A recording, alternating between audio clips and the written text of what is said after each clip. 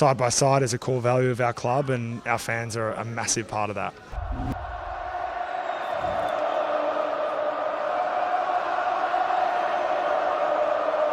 Hello and welcome to the Side by Side Footy Show, where today we will be doing the 2025 ladder predictions. Now, I did originally want to do it in two different ways, where I just predict where I think teams will finish, and then I'll do a squiggle predictor where I predict it game by game, round by round.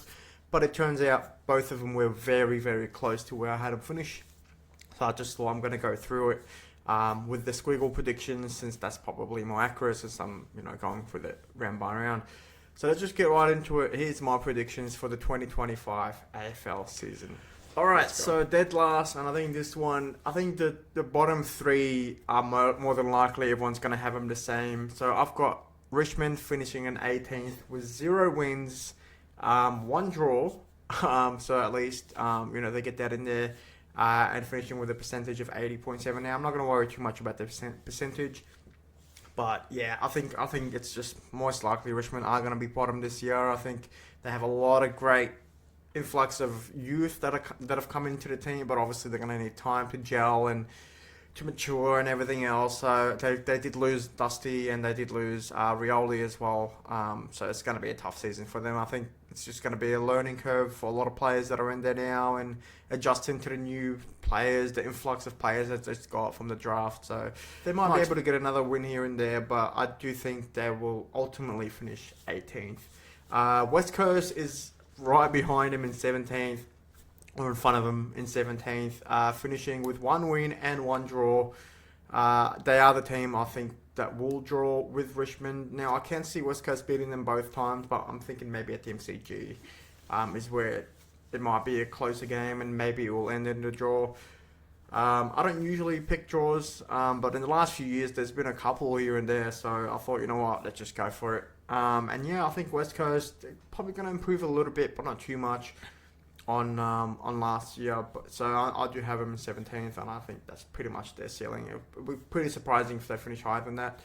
But we'll see. Next up, this was a tough one. From here on, it kind of, you just don't know. But I am going to go with North Melbourne for 16th. I just think that they really are developing well. You saw them play so many good games where they lost so many games that they could have won, should have won.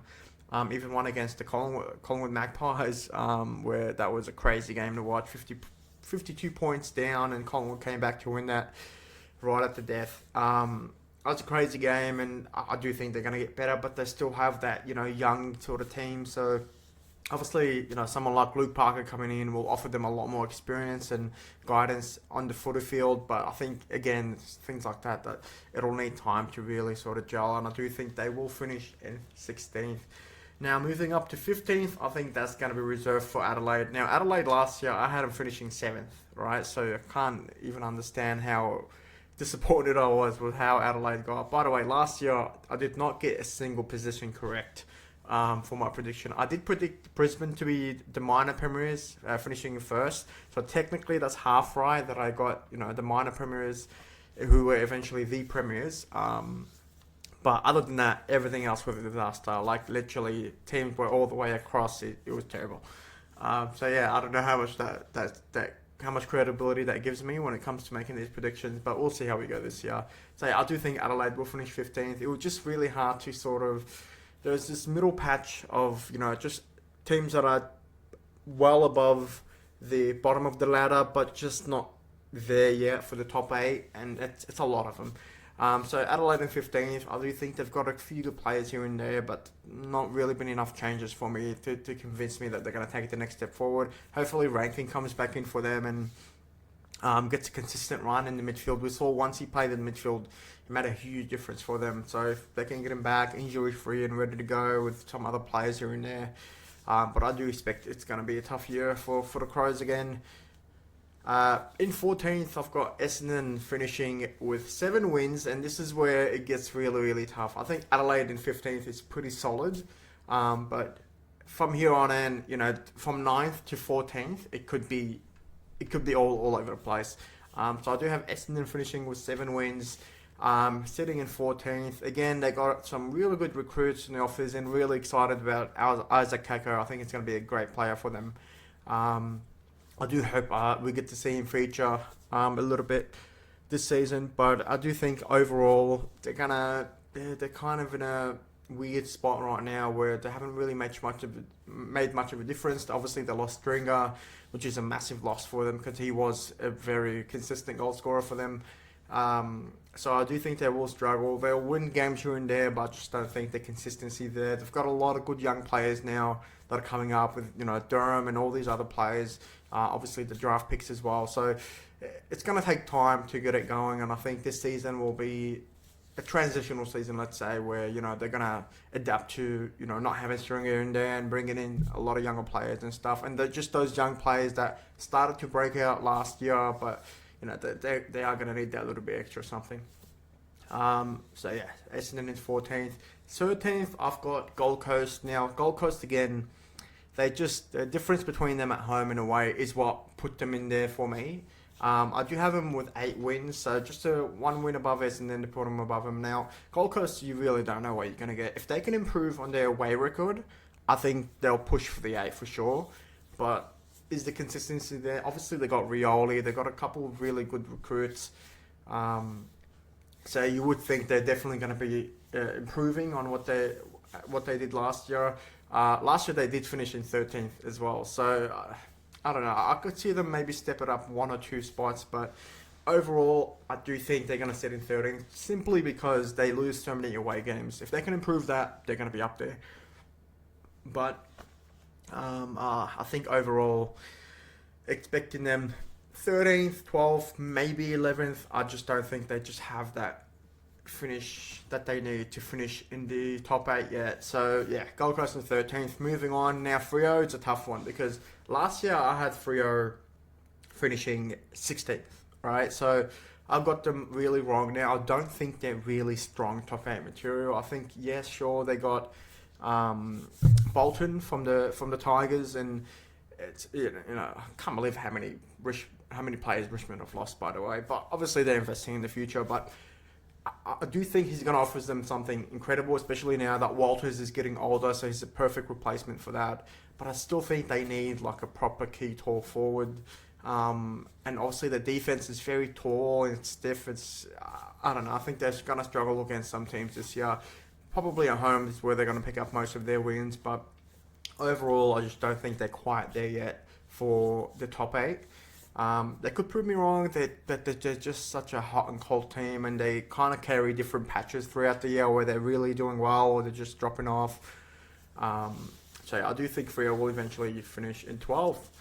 11th, I've got St Kilda. Now, St Kilda did really well towards the end of the year. Obviously, they beat Carlton in that last game, the do or die game that obviously Carlton still made the 8, but it was an incredible game. And the fact that St Kilda were able to pick up that win where they weren't really playing for anything other than pride, it showed that they've got the list, and especially now they're developing and those younger players are now maturing, and you started to see it a lot towards the end of the year. Obviously, they've got Jack McRae from the Bulldogs, who will help, undoubtedly. But overall, is it enough for them to make the 8? I still think their squad, compared with the other teams that are above them, I just think their squad is a little less mature and ready for that jump, and that's why I have them in 11th. Next up is Melbourne. Now, obviously, Melbourne had probably the worst season in a long time, sort of reminded me of the old Melbourne of back in the day, but I think they'll bounce back. Is it enough to bounce back into the 8? I'm not quite sure. I do think they need to get rid of Goodwin. I just don't think his style works anymore. I think teams have figured out how to play against him, and there's other game styles now that we're seeing that are just much better. Obviously, they have a really good, group of players. They get Oliver back, hopefully back to his best form. Petrarca as well. So they could do something. They can absolutely make the 8. I can see that happening. But it was just so hard to really... I mean, I guess, yeah, I was doing the game-by-game predictor. But really, when you think about it, it's really hard to crack into the 8 this year. So moving on to next is the Bulldogs finishing in 9th and just missing the 8. And again, it's such a tough one. But again, that's another team I thought... There's a lot of inconsistency there with them. They have their hot and cold patches. So... again, compared to the other team in the A, I just thought they were more solid. They'll be more solid across the whole season, and it's going to be tough. I think this year is going to be really, really tough. I've got Bulldogs finishing with 11 wins. So yeah, I don't know. Obviously, they've still got so many terrific players with Bont and all these other players, but they did lose Jack McRae, who they didn't really play enough. Caleb Daniel as well. But I think overall, again, the consistency isn't quite there with this team yet. So I do think they're going to drop out of the A, unfortunately. I could be very wrong about all of this, but that's just my prediction, so I'm going to go with it. And now into the 8. So in 8th spot, I've got Port Adelaide. Now, obviously, they finished second last year. I do think a lot of other teams had a weird year last year, dropping off and everything. So I never really thought Port were top 2 material. Credit to them for doing what they did. They pushed it all the way to a prelim last year and had a terrific season, really.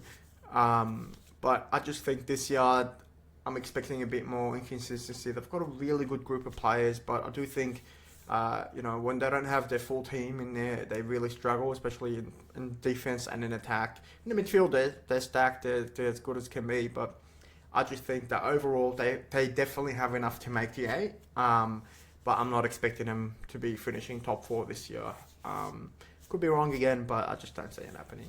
Next up in 7th spot, there's the arch rival Carlton. Now, Carlton, again, in the last couple of years, we've seen them really be inconsistent, and it could be you could very easily say, Carlton is probably more inconsistent than Bulldogs, right? Because Carlton seems like they play half a year, right? So whatever half is good enough to get them into the A, it's worked. It's worked the last 2 years, and I just can't see them dropping out of the A. They have such a good squad. They really do.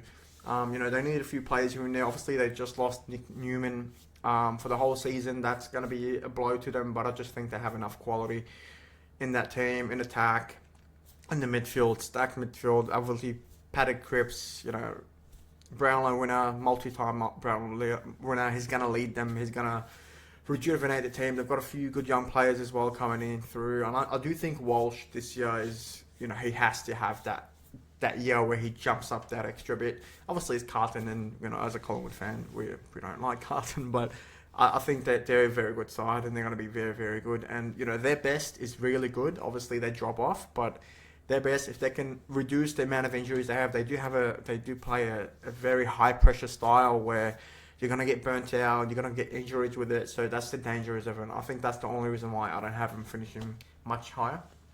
But moving on to 6th spot, I've got Geelong Cats. Now, Geelong is very...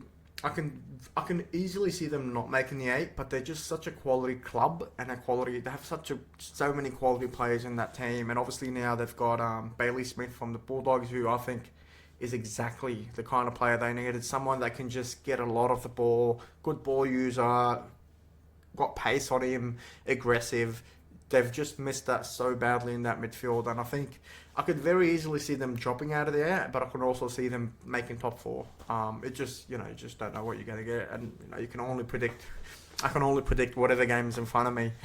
But I have them finishing with 16 wins, and I think that overall they're going to have a very good season. And on the back of last season, where they looked really good in patches, and then really okay, and then really good again, and I just think they're just they've got such a good side, a decent coach, and just the club, and their recruits as well. It's just going to help them a lot this year. So I do think they'll finish up there. Now in 5th spot, we've got Hawthorn finishing with 19 wins. Now, obviously, off the back of last year, they struggled in the first half of the year, came back into it second half, and just started demolishing teams along the way. Absolutely a great story for the Hawks.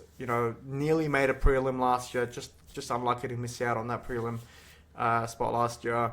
But I think it's undeniable that the Hawk ball is on its way, and I don't think they're quite there yet for the top 4. I think they still have a bit of a young team, and they'll probably make mistakes. I could be wrong. They could literally finish first. But I think I have them, again, like my top 5 is, there's only one win difference. So, one win here, one loss there could change how this top 5 looks. But I do have the Hawks finishing in 5th. I think they're going to be set for a very, very good year. Those younger players are really starting to mature. Mitchell's got a really good system in place, and he's a really good coach, motivation-wise and tactic-wise. So expecting a lot of good things from the Hawks this year. I have them finishing in 5th. Now, in the top 4, it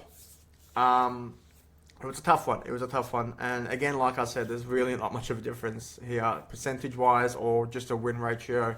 I've got Sydney in 4th spot. Now, I do think this one's, after the way they lost that grand final, I think I wouldn't say they're going to drop off because they're still going to be really good. But I do think it's going to psychologically have an impact on them and how they respond this year. Overall, I still think they're locked in for the top 4. They're such a quality side with so many bloody good players. It's unbelievable. And obviously their form at home at the SCG, the way they play there, just on another level. So I don't expect them to drop off too hard. And again, like I said, only one win separates them from 3rd, 2nd or 1st. But I do have Sydney finishing 4th. I think they're going to back up with another pretty solid year. After that showing last year in the grand final, which was such a disappointment, I do think they're going to bounce back. I think they're going to learn from their mistakes, and obviously I think they're going to worry more about finals than worry about their ladder positions, because I think teams are now realising, you can do all well and good to be hitting top form during the home and away season, but if you're not making sure that you're there towards the finals for that grand final, then there's no point. Just to drop off right when the grand final hits. I mean, you look at Brisbane last year; they finished in 5th, and they ended up winning the whole thing, and they looked easily the best team in the finals. So really, it's not always about. Obviously, you want the home advantage, and everything when it comes to the ladder position. But at the end of the day, if you're hitting your best form in finals, you saw it with the Western Bulldogs years ago when they won it from 6th, 7th, whatever it was. That's key. That really is key. You want to be hitting your best form in those final periods. And you thought last year, even Carlton, looking at how they were performing, last year they just towards the end of the year they really struggled, and then first final and they lost it by however many points. It was a smashing by Carlton against Brisbane. And then the year before that, Carlton hit their better form towards the end of the year, where they made it all the way to prelim. Obviously lost to a really good Brisbane side. Your form really matters towards the end of the year. And if you can risk, not finishing at a high spot, not finishing 1st, 2nd or whatever, but know that, okay, we're going to still be ready for finals, I think that's a better risk to take every day of the week. And I think Sydney will learn from that. So I do expect them to do really well in finals. And I have them for the top 4 finish. Now, moving on to 3rd. Now, this might be a bit controversial because obviously last year we did not make the 8. A lot of reasons why, but I do think this year with the recruits that we got, absolutely spot on. I do think the Pies are gonna be back in finals contention and back in the top 4. I don't think we're gonna finish top 2, but I think 3rd is where we're at, and I'll be very, very happy with that. Collingwood finishing with 20 wins. Now again, first to 3rd, the same amount of wins. The only difference is I had one of their teams draw with another team, and that made them top basically. But percentage-wise, it's all about the same. 113 for Collingwood, 113.5 for Collingwood. Look, I think the recruits that Collingwood made in the off-season were really, really good, right? Dan Houston, Harry Perryman, and Membry, who I don't think Membry walks into the team or anything, but it's such great cover for that pseudo key forward role that we need. We just needed that cover so desperately. And, you look at Houston, amazing kick, exactly what we needed. When we were playing that defensive style, and we need someone that transitions the ball from defense to attack in a fluid way, that's exactly who you want. Harry Perriman, such a solid contributor, hard tackling, the kind of player that I still remember that Collingwood GWS prelim in 2023, where right towards the end of the game he had a massive mark in defense that pretty much, even though we won the game, but had we scored off that, the game would have ended 5 minutes earlier than what it did. And so he's a very good player. I just rate the whole recruitment of what we've done in the off-season, focusing more on recruiting mature age players and players ready to go rather than just draft picks. It is here and now for Collingwood, absolutely. And I think, look, as long as we make the 8, we'll be fine. But I think that given how we've strategized this going into this season, with focusing on the here and now rather than the future, we have to finish top 4. We know we're capable of finishing high up the ladder. We know we belong there. but it's going to be a lot of factors with injuries and other stuff as well. So we'll see how we go. But overall, I am pretty happy and confident in saying that, hopefully, praise to God, Collingwood will be third and in finals for this year. All right, next up, we've got, now this one can really go either way, but I've got Brisbane finishing in second spot, and obviously that leaves GWS finishing in top spot. Now you can really flip them either way, and GWS, I had them drawing against Sydney. So that's really why they finish on top, because you can see Brisbane actually have a better percentage. So, again, I can see this one flipping around, but again, you want to just get it around the right region. That's really all that matters. The Lions, I think maybe they'll dip a bit in the start of the year where they might lose a game or two, but I just think overall, they're such a quality side. They're going to be up there again. There's no doubt about it.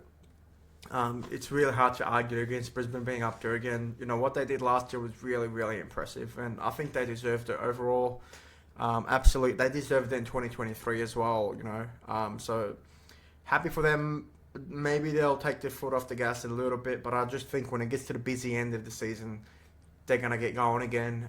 Whether or not they finish top 4 or out of the top 4 again, I'm not sure, but I just know they're going to be up there again, no doubt. Yes, they lost Joe Danaher, who is a massive loss. Let's be honest, he's been a great player for them. But I just think they've got quality. They've got a lot of younger players now that are also stepping up. You saw last year. I think Brisbane are going to be up there. Now, first spot, GWS. I just think GWS now have to have that season, right? They did lose Perriman, but overall, they've still got such a stacked squad. Like, that team is so stacked from top to bottom. I think this is the year they have to be aiming for that top 2, at least a top 2 finish. They're such a good side. They belong up there. Again, whether or not the home crowd and all that stuff, away games and all that will matter, I think they're going to be a different side. I think they're probably going to be the hungriest team in that top 8. Overall, I just think this is the season for them, and I think if they don't win it this year, if they don't win the flag this year, I think they're going to miss out. I think they're going to always be up there, but never be able to quite finish the job. So this is the best season for them. Brisbane just came off, a flag, so they're going to be pretty full, and they still want to win again, no doubt. But 2 grand finals in a row, they're successful. They're happy. For the most part, even if they're still ambitious enough to want another flag, it still plays on the mind where it's like, okay, we're good. Collingwood, obviously, last year we didn't make finals, but the year before that we won the flag, so we still want to be up there, no doubt, especially after missing out on finals. But, the only other team I would say probably is as hungry as them is like a Sydney. So I just think GWS right now, they've came so close 2 years in a row. Last year they should have made the grand final. But the way Brisbane came back at the end of that game was incredible. So they've just narrowly missed out 2 years in a row on a grand final appearance. I think they're just going to be really up for it and really hungry. And I'm pretty confident they'll be top 4, top 3. I'm pretty confident. It's top 2. Maybe they'll finish 3rd or 4th. But I just think they're going to be really, really hungry and up for it. But all right, that's it. That's it from me. That is my ladder predictions for the 2025 AFL season. Hope you enjoyed. Make sure to like, subscribe, do all the nice stuff. Check me out on Twitch. I will be streaming the games, watch-alongs for the season, hopefully. So, yeah, make sure you tune in. Enjoy the rest of your break. Footy comes back in about a month's time. Can't wait. Bloody hell, we've missed the footy. We've needed it back for quite a while. But, yeah, that's it from me. Thanks for watching, and goodbye.